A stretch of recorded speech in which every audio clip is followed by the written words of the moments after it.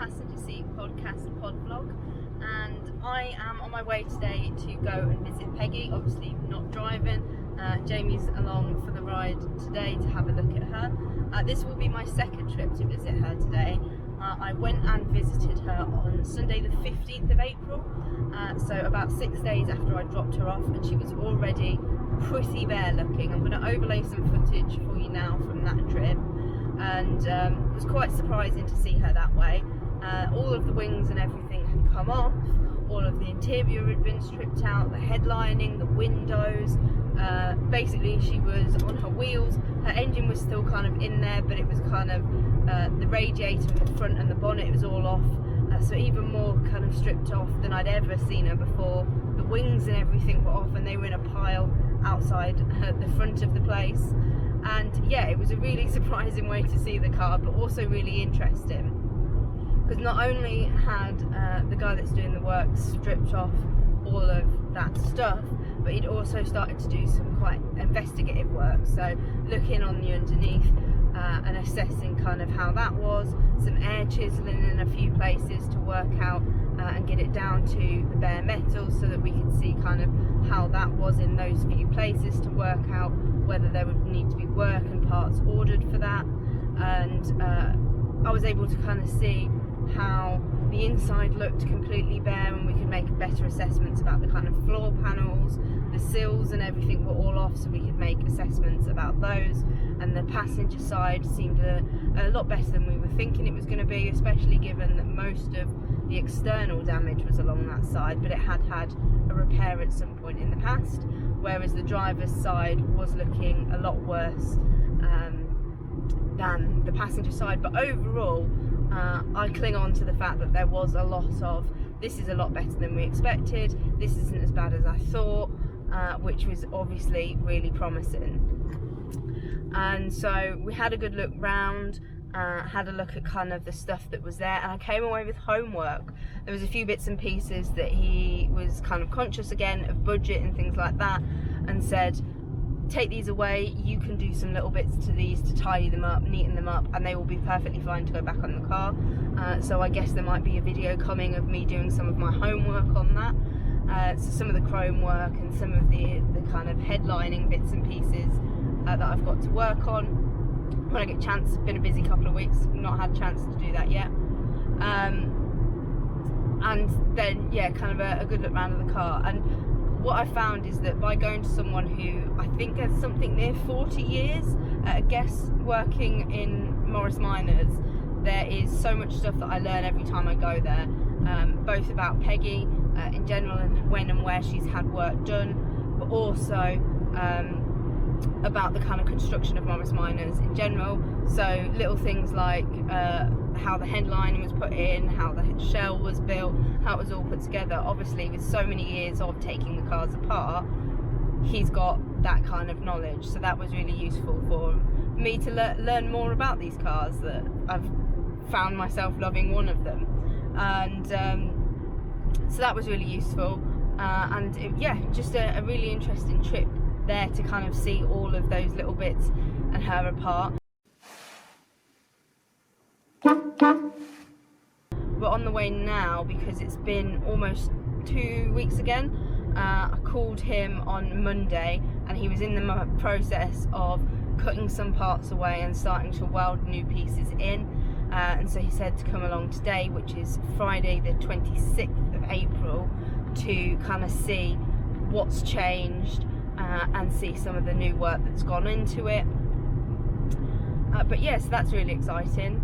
And there's obviously been some discussions and things already about kind of making choices to do with different things. So this option here, we've got kind of 3 options: budget, mid and kind of extended range. What are you looking for? But also what's going to be practical, because he appreciates that I still want to feel comfortable using the car after we've spent the money on it. So that's been really interesting. And overall, just really excited to go and see what she looks like now. Still kind of in that phase of breaking stuff down, taking stuff off, and then replacing it with either new metal and bits and pieces like that. So still going to be quite a bare looking car when we get there, and it's then going to be a case of perhaps in a few weeks' time there will be kind of progress on things starting to kind of go upwards from here. But yeah, we're not far from there now, so we will put in some footage of what she's looking like on this trip next.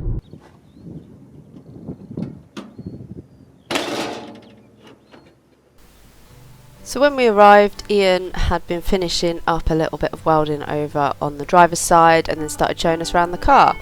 So you can see that he was showing us there that the cross member had been replaced, and here you can see that the passenger side chassis leg and the front of the engine bay had also had some new metal welded in, and then some primer put on it, and I learned that the kind of passenger side goes so much more frequently because it's obviously getting a lot more moisture from the side of the road, but also doesn't have the bonus of the oil filter kind of being there, possibly leaking a bit and offering a bit of protection.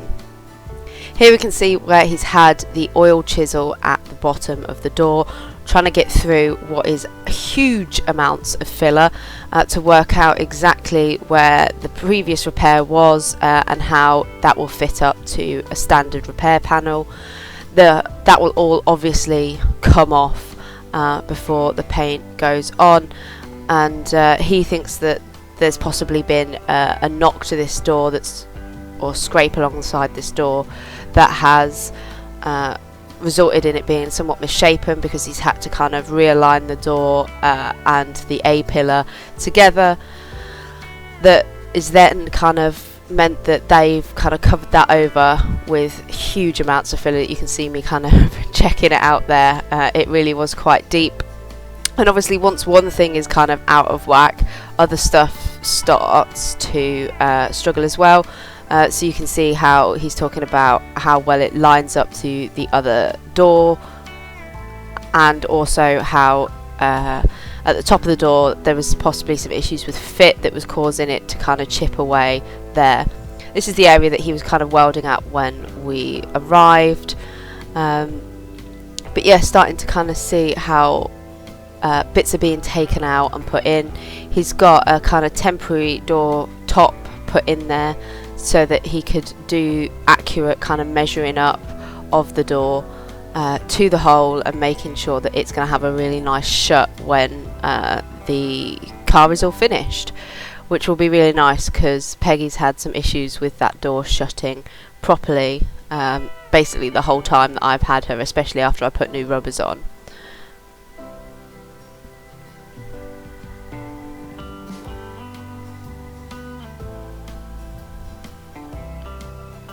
Peeking inside the car now, we can see a bit better on the driver's side where the floor panels had been replaced and how that's all kind of one big piece of floor now, and you can see what's been cut out on the passenger side. That's also going to get a new floor. It was reasonably solid, it's just made up of lots of little patches over time, and as we're doing all of this work it makes sense to kind of give it a nice solid starting place to start from.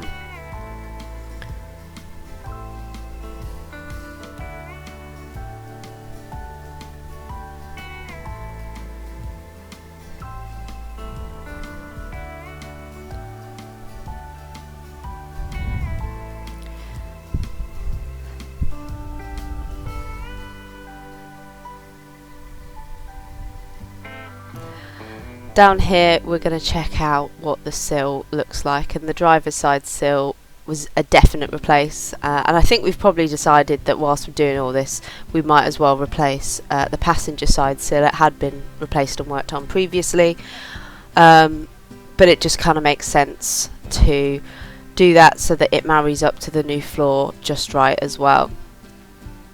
And kind of the amount of time that Ian spent working on Morris Minors really shows here, because he talked to me about kind of little adjustments to the panels that he makes to reduce kind of areas where moisture can get trapped, make things fit better, and also kind of improve the quality of the final job.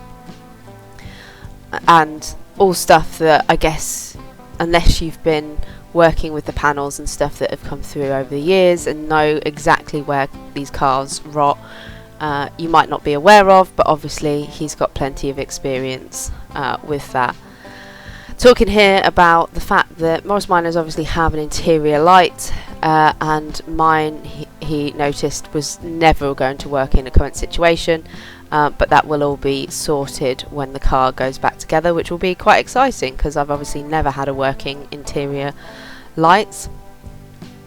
At the bottom here we're checking out the bottom of that rear section before it reaches the wheel arch, and me and Dad had to do a bit of a repair there at one point, after some welding underneath had melted some of the huge amounts of filler that were about, but that's all now metal again, and that little corner of the rear window had always leaked, and again you can see that that's been fixed and replaced, so it should reduce or hopefully completely prevent any leaking once that window is back in.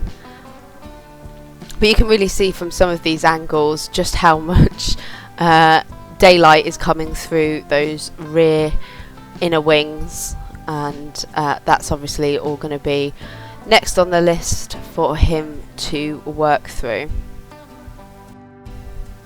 Now, for those of you who have listened to podcasts about how Peggy is modified, you will know that Peggy has a brake servo, and here Ian is talking about the fact that whoever fitted that brake servo did a very odd choice. They've obviously, if you've seen her engine bay, put it on the opposite side to where you usually put it, so it's over near the manifold and things like that. You're not usually putting it where things are hot, but that's where it was. And also they only connected it up to the front brakes. It was kind of put in there and connected up in a way that meant it was only connected to the front brakes. It's going to need to be obviously re-put in because some of those brake lines had to be removed. It was quicker to just kind of remove them and replace them rather than try and delicately remove them from the floor panels that were being ripped out.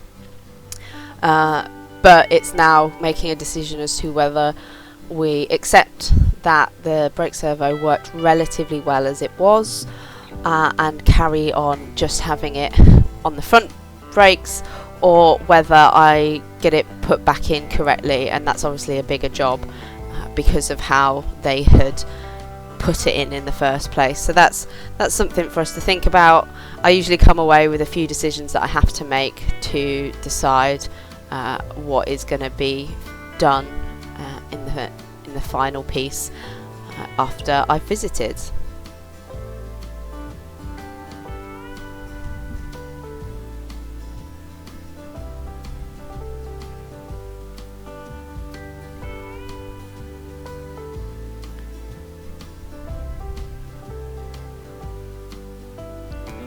But as you can see, these visits are really thorough, and we were there for a good couple of hours on this Friday evening, going over stuff, looking at things, learning so much about kind of how the car goes together, what it all looks like, and Ian's really generous with that, and I think he's quite pleased that there's so many young enthusiasts like myself that are wanting to keep these cars going, and so is keen to kind of pass on a lot of the things that he's learned over the years.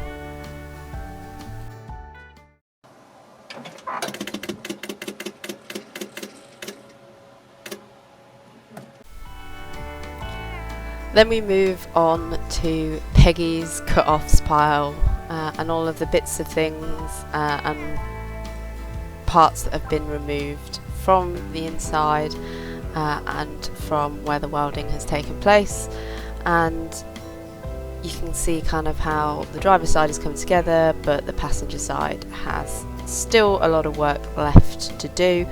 And obviously this is about 2 or 3 weeks in, and still loads to do, but huge amounts of progress. And here you can see kind of where the old sills attached to the floor, and kind of how much has been cut off, and the big old lumps of filler and things like that.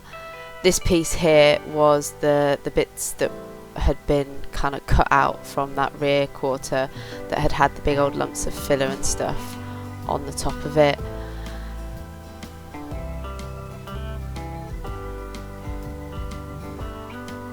But yeah, lots of offcuts kind of filling up the floor in here.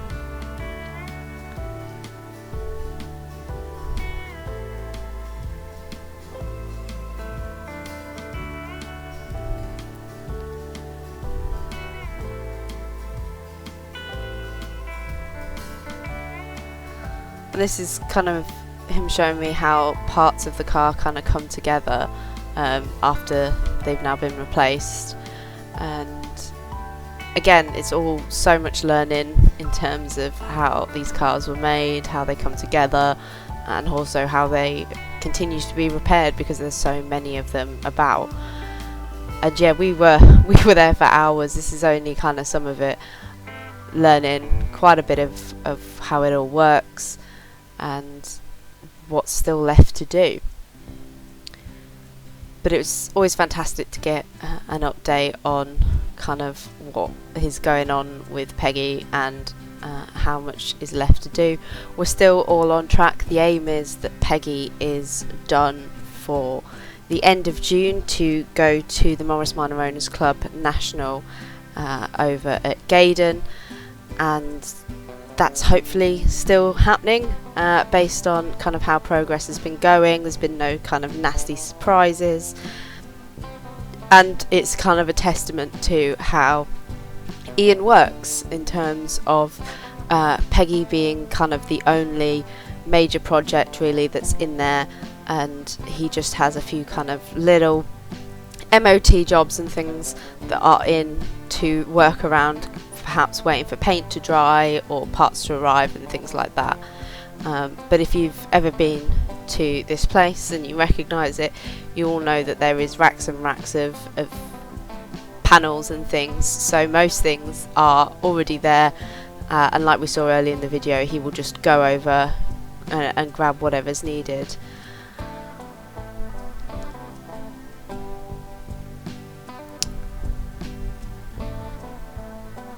This is all parts of Peggy that are lying about as well, and her wheels all stacked up there. They'll be getting painted as well, same colours but just done in a way that's not me with a paintbrush in my shed in the middle of COVID.